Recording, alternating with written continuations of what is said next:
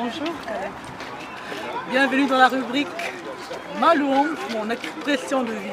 Aujourd'hui, nous avons la grâce de recevoir notre bien-aimé frère Caleb Paka. Alors bonjour, rebonjour Caleb. Bonjour et bonjour. Alléluia. Déjà chaud, hein? Ok, alors Caleb, qui es-tu? Alors moi je suis Caleb Paka. Je suis enfant de l'école de dimanche, mais tout premièrement enfant de Dieu, parce que c'est important dans un autre texte d'écriture et l'origine de notre humanité vient de Dieu. Je suis enfant de Dieu et enfant du monde aussi après. Alors, je suis très heureuse de revoir Caleb pour la petite histoire. Le collège, le lycée et tout ce qui vient après, c'est ensemble que nous avons passé des bons moments. Alors Caleb, ici en France, mon histoire avec Dieu s'arrête, elle continue. Mon histoire avec Dieu ne s'arrête pas, elle continue, elle ne fait que continuer, elle continuera forcément et sûrement même. Parce que déjà il m'a pris dès le bas âge, je suis né dans une famille chrétienne et d'une maman vraiment à fond dans la prière, si on peut le dire, qui a été mon éducatrice en tant que dans la prière et de Dieu. Je la salue d'abord aussi, je passe un message, je sais qu'elle va forcément tomber sur cette vidéo. Et sans ça, sans elle aussi, je n'aurais pas connu Dieu. Et ça, c'est un grand témoignage parce que vivre dans une famille congolaise sans Dieu, c'est difficile. Parce qu'il y a beaucoup de choses qui se passent, il y a beaucoup de travers, beaucoup de complications, beaucoup de conflits. Et quand il y a Dieu qui est dans votre famille, ça vous rassemble, ça vous permet de grandir et de traverser tous ces moments. Donc avec Dieu, j'ai commencé depuis le bas âge, depuis l'enfance. Et ça a continué jusqu'à ma venue en France parce qu'il y a eu beaucoup de choses qui se sont passées avant ma venue. Jusqu'à aujourd'hui, déjà, je peux vous dire merci. Parce que Dieu a fait beaucoup de choses pour moi. Il y a beaucoup de témoignages que j'ai. Et vu le temps, je ne pourrais pas partager ça aujourd'hui avec toi. Mais premièrement, je pourrais dire pour donner un exemple de témoignage que j'ai eu, c'est ma venue en France ici. C'était déjà compliqué. Je vais prendre un exemple. Déjà à l'ambassade, j'ai failli perdre mon passeport. J'ai failli repartir. Donc Dieu a permis que je puisse être même appelé avant le jour J pour recevoir mon visa. On va dire, je vais donner des dates. On va dire si on m'avait programmé pour prendre le visa le 9. J'ai été appelé le 3 pour avoir mon visa. Et ça, c'est un témoignage. Déjà, quand je suis arrivé, les portes étaient ouvertes pour moi qui croyais que ça allait être difficile, ça allait être compliqué. C'était facile, j'ai pu accéder facilement, j'ai été responsable facilement. J'ai fait tout ce qu'il fallait facilement. Et je peux dire merci à Dieu parce que c'est une grande grâce. Beaucoup de gens vont dormir des fois là-bas, beaucoup de gens se lèvent là-bas, ils se posent des questions s'ils auront la validation de ça ou pas. Beaucoup de gens n'en ont pas, pardon, il y a des pleurs, il y a des tristesses, il y a des gens qui font des dépressions pour ça.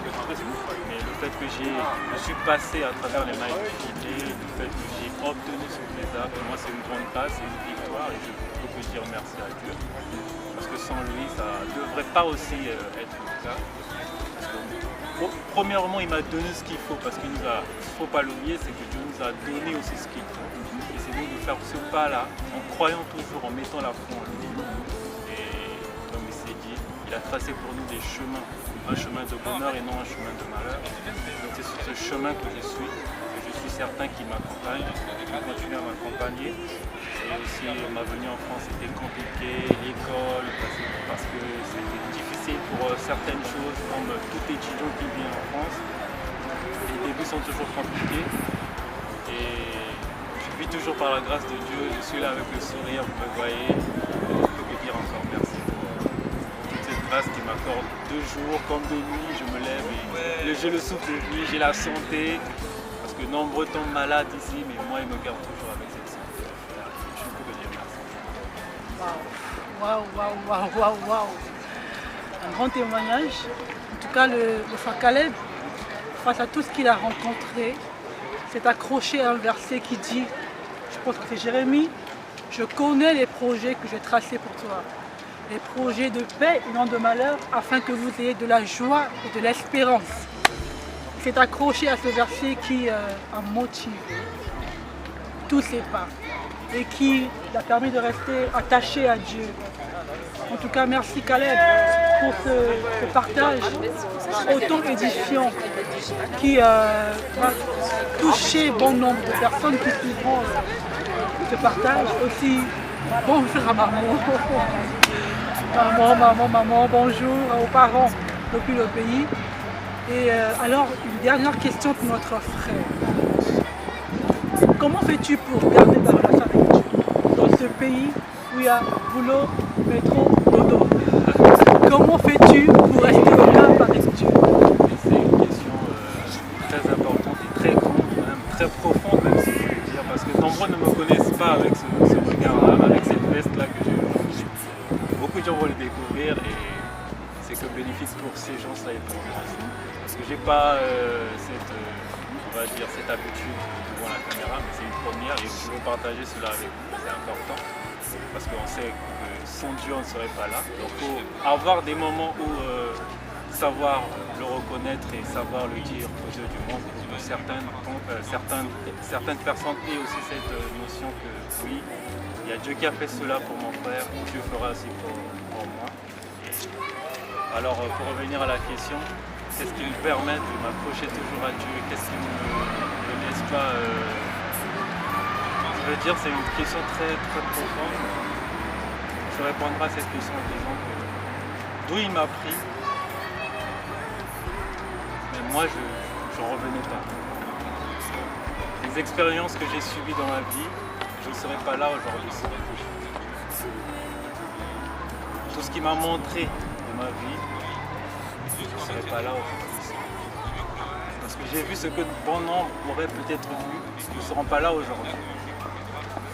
J'ai eu à vivre des choses, des expériences que des gens, d'autres personnes pourraient peut-être vivre, pourraient peut-être abandonner ou se dire que Dieu n'existe pas, ou pourraient peut-être se retrouver dans des situations de folie.